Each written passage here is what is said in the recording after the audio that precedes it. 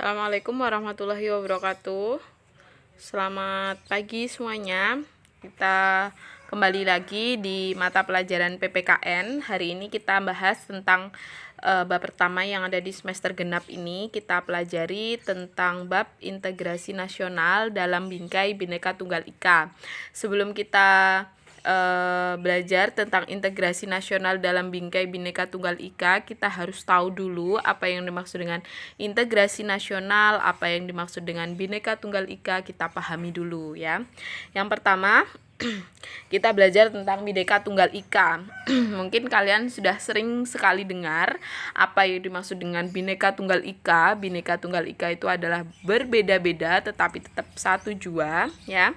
Nah, ini kita pelajari dulu mulai awalnya Bhinneka Tunggal Ika, istilahnya itu berasal dari kitab Sutasoma karangan Empu Tantular ya. Di sini kitab Sutasoma ini yang ditulis oleh Empu Tantular ini menceritakan tentang adanya perbedaan agama di sini, yakni agama Buddha, Hindu juga ada Hindu Siwa, Hindu Brahma ya.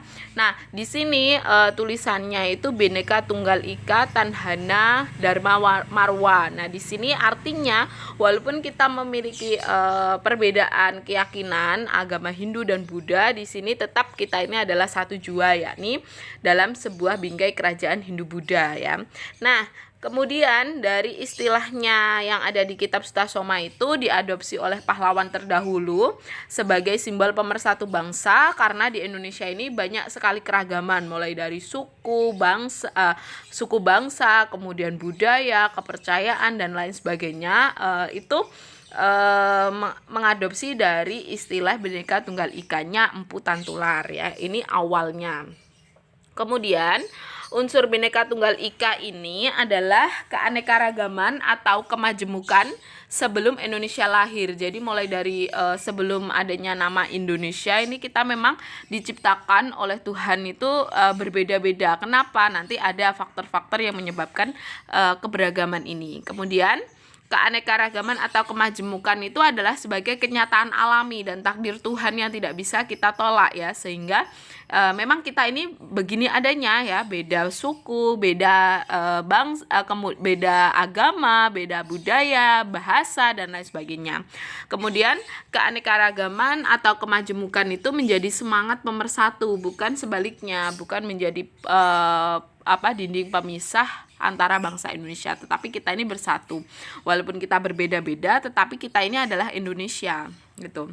Kemudian keanekaragaman atau kemajemukan ini berada di dalam NKRI, Negara Kesatuan Republik Indonesia. Jadi dibentengi oleh sebuah negara ya. Kemudian sikap menerima pandangan orang lain yang berbeda. Jadi kita jangan pernah memandang orang itu dalam satu sudut pandang sendiri ya. Tidak boleh. Kita harus memandang banyak sudut. Kemudian makna Bhinneka Tunggal Ika ini yang pertama adalah mendorong persatuan bangsa, bukan menjadi pemecah ya. Kemudian mendorong pergaulan demi kesatuan Indonesia. Jadi jangan pernah ini orang Jawa, ini, tetapi kita tetap bergaul karena kita ini adalah sebuah bangsa Indonesia. Tidak saling menghina, merendahkan di antara sesama bangsa Indonesia, karena kalau kita menghina berarti kita menghina bangsa kita sendiri ya, walaupun kita berbeda itu, tapi kita adalah bangsa Indonesia.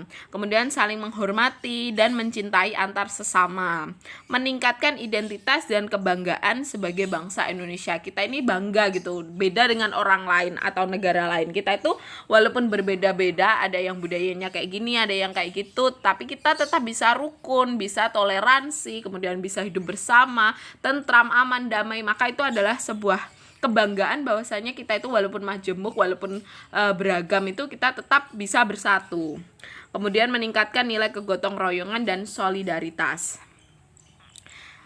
Kemudian hubungan persatuan dan keberagaman. Yang pertama adalah keberagaman Indonesia itu adalah sebuah kekayaan dan berkah bagi bangsa Indonesia. Jadi Bu Dwi tadi sudah jelaskan bahwasannya keberagaman ini memang sejak dulu sebelum Indonesia lahir itu kita sudah berbeda ya, sudah beragam, sudah majemuk gitu.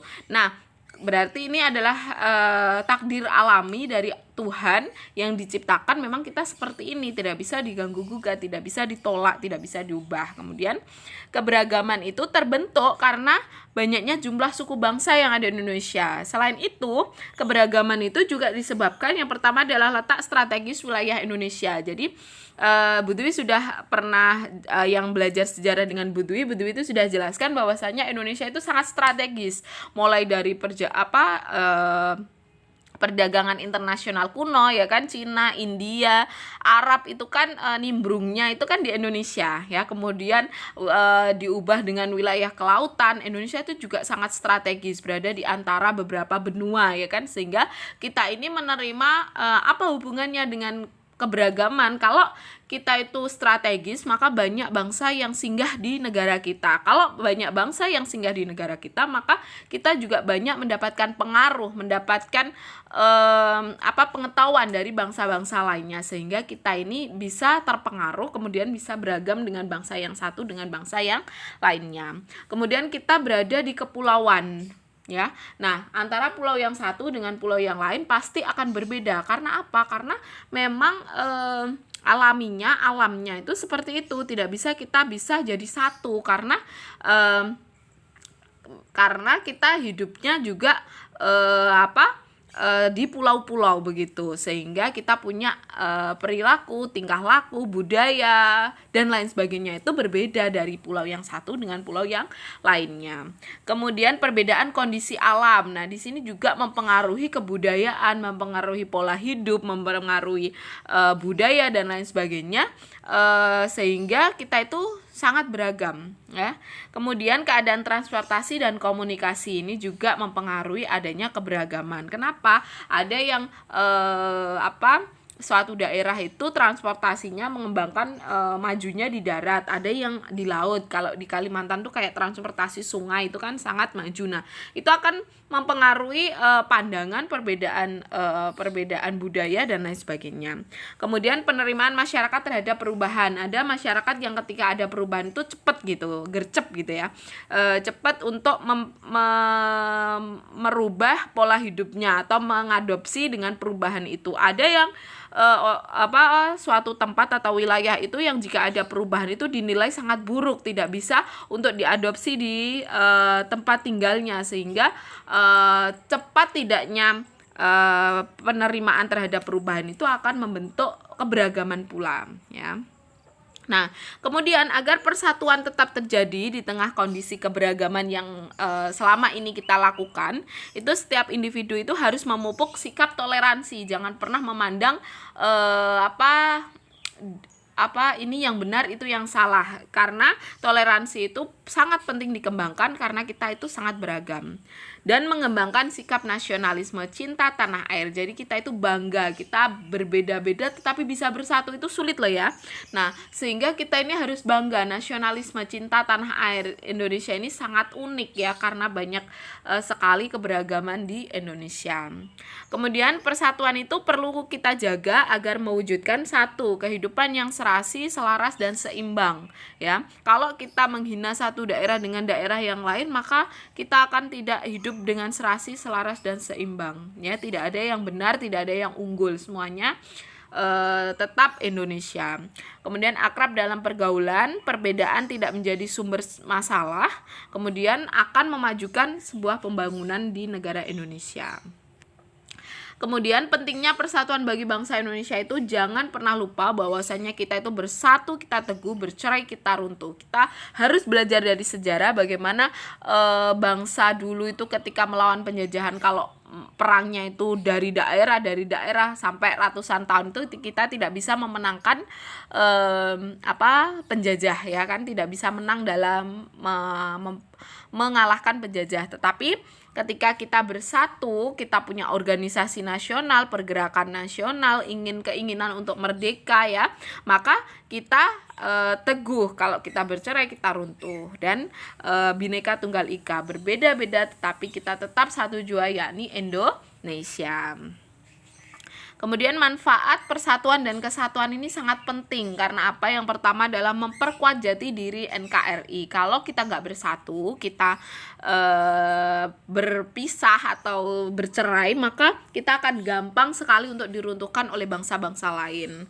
Kemudian memperkuat ketahanan nasional, memudahkan mencapai tujuan nasional. Tujuan nasional itu adalah mencerdaskan seluruh bangsa, kesejahteraan ekonomi di seluruh bangsa, dan memajukan bangsa Indonesia.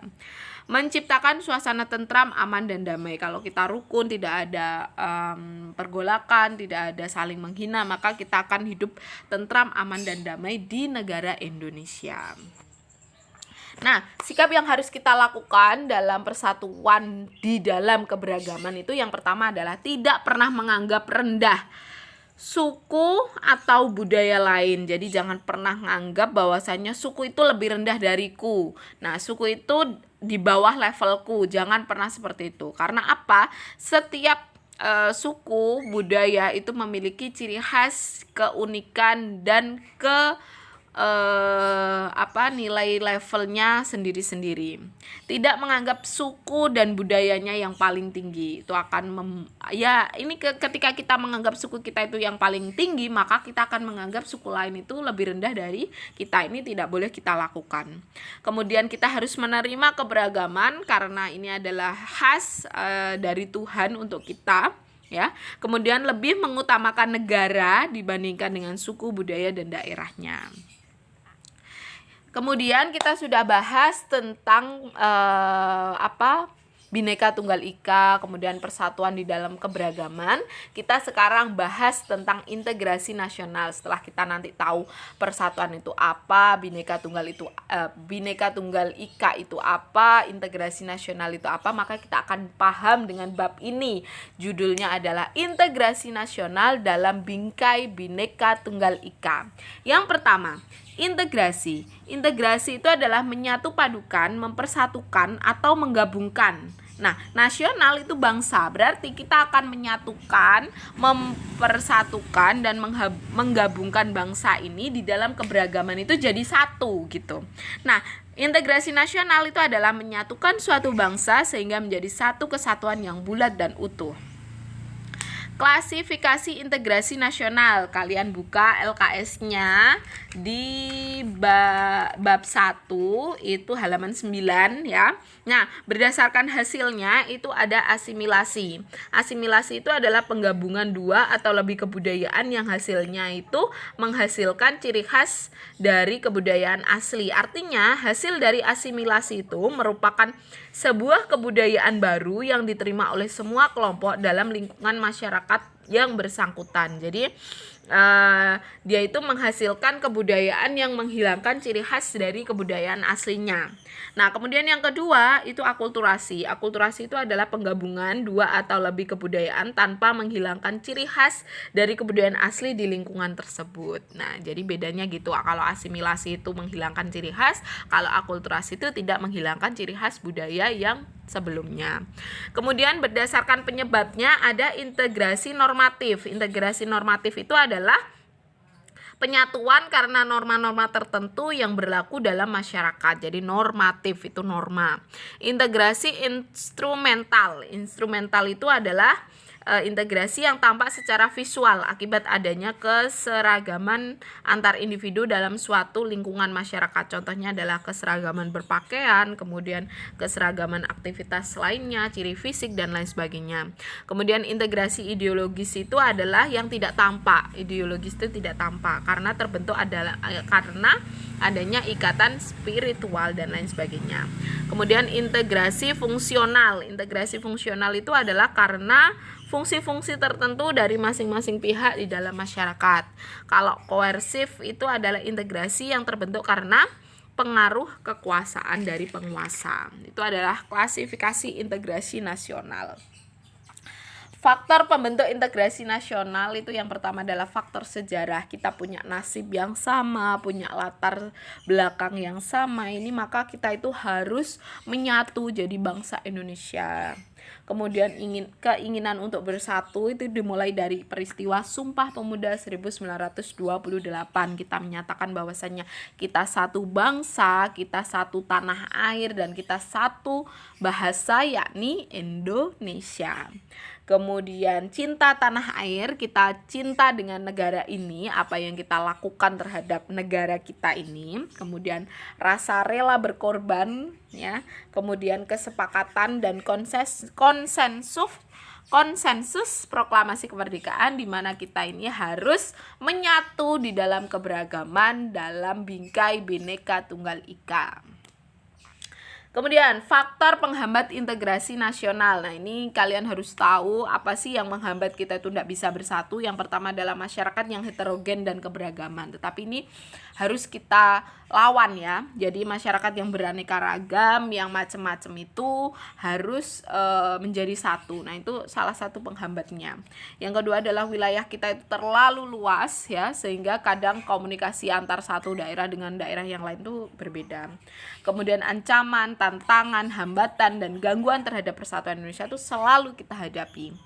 Ketimpangan dan ketidakmerataan pembangunan ini biasanya juga menghambat adanya kita itu bisa bersatu. Kenapa di daerah Jakarta itu sangat maju misalkan.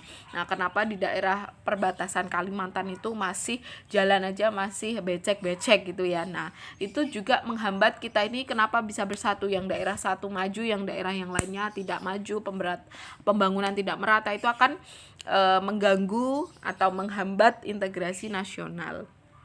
Etnosentris itu adalah tadi yang Butuh jelaskan. Jadi menganggap budayanya itu paling tinggi dan menganggap budaya yang lain itu rendah dibandingkan dengan budayanya dia. Nah, itu juga salah satu penghambat. Jadi kalian kalau jika merasa budaya Jawa itu lebih tinggi dibandingkan dengan budaya Kalimantan, nah itu jangan pernah dilakukan karena itu akan menghambat integrasi dan nasional.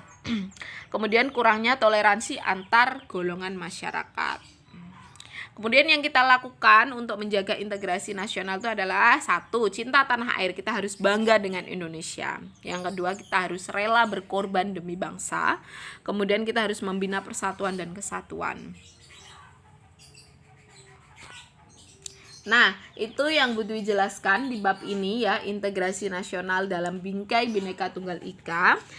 Tugas kalian adalah yang pertama, apa yang kamu ketahui tentang konsep Bhinneka Tunggal Ika. Yang kedua, jelaskan pentingnya persatuan dan kesatuan Indonesia.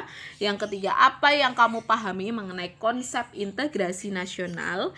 Yang keempat, apa saja yang kamu pelajari dari pertemuan kali ini, jelaskan secara singkat. Kerjakan di buku tulis, kemudian jika selesai foto dan kirimkan di Google Classroom. Budwi tunggu.